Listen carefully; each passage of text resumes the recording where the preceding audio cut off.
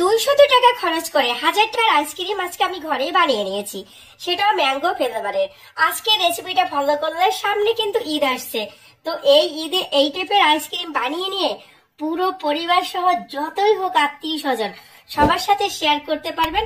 এই আইসক্রিম একদম ঈদটা জমিয়ে খেতে পারবে সব আত্মীয় স্বজন সহ, মাত্র 200 টাকা খরচ করে। সেটা কোথায় কোথায় খরচ করছি আমি ভিডিওর মধ্যে বলে দিব। তো দেখেন কতটা পরিমাণ লোভনীয় হয়েছে এই আইসক্রিম। যদি একবার খান দোকানের আইসক্রিমকে বললে দূরে থাক, এতটাই টেস্টি। তো সরাসরি এইটা রেসিপিতে যাচ্ছি। একটা কড়াই বসিয়ে দিয়েছি আর এখন দিয়ে দিচ্ছি 1 কেজি আড়ং দুধ। তো 1 কেজি আড়ং দুধ কিন্তু 100 টাকা। তো আমি এখানে দিয়ে দিয়ে মোটামুটি জাল করে নেব।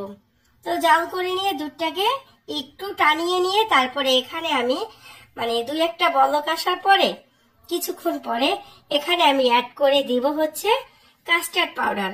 তো আমি কোথায় কোথায় কত টাকা খরচ করছি সেটা কিন্তু বলে দেব।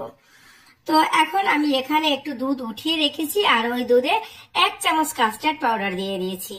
আর এখানে আমি দিয়ে দিয়েছি হাফ কাপের থেকেও চিনি কম। চিনিটা যে যেরকম পছন্দ করেন সে সেরকম দিবেন। তারপরে সামান্য একটু লবণ দিয়েছি, সামান্য একটু। এটা কিন্তু এটার টেস্টকে বাড়িয়ে দিবে, এই আইসক্রিমের টেস্টকে। যদি পছন্দ হয় দিবেন, নয়তো না।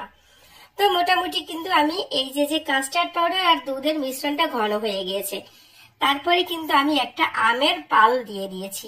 এটা কিন্তু হচ্ছে আমরুপালি আম আমার ডিপ ফ্রিজে ছিল, ওখান থেকে আমি বের করে একটা আমের পিউরি নিয়ে নিয়েছি। তো যাই হোক, এখন আমি ওটার ভিতরে দিয়ে আমটা কিন্তু একদম নামানোর একটু আগে দিতে হবে, জাস্ট 1 মিনিট আগে।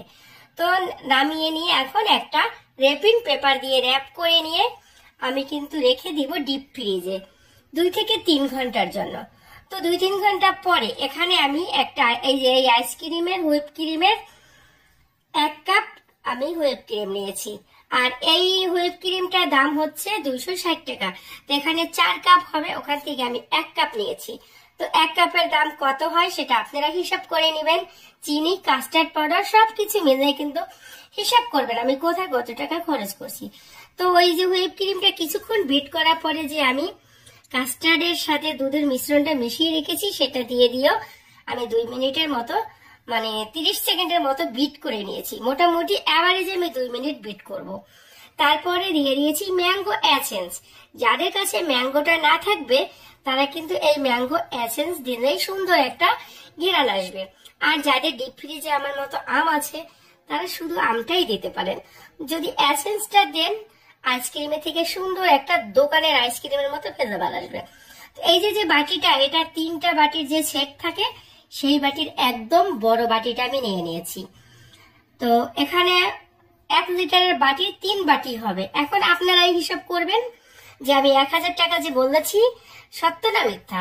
তারপরে এখানে আমি দিয়ে দিয়েছি কিছু কাঠবাদাম কুচি করে, এটা দেখার সৌন্দর্যের জন্য। তো এখন আমি ছেট করব।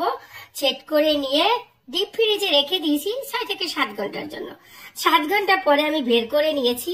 তো আপুরা ভাইয়ারা এটা আপনারাই হিসাব করে নেবেন যে আমি কোথায় কয় টাকা খরচ করছি। আমি কিন্তু আপনাদেরকে বলে দিচ্ছি যে কোথায় কত টাকা খরচ করেছি, কতটুকু।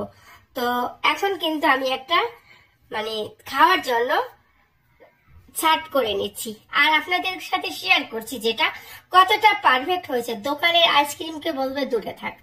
তো এত কম টাকা এত মজার আইসক্রিম, সামনে ঈদ, কেন আপনারা মিস করবেন?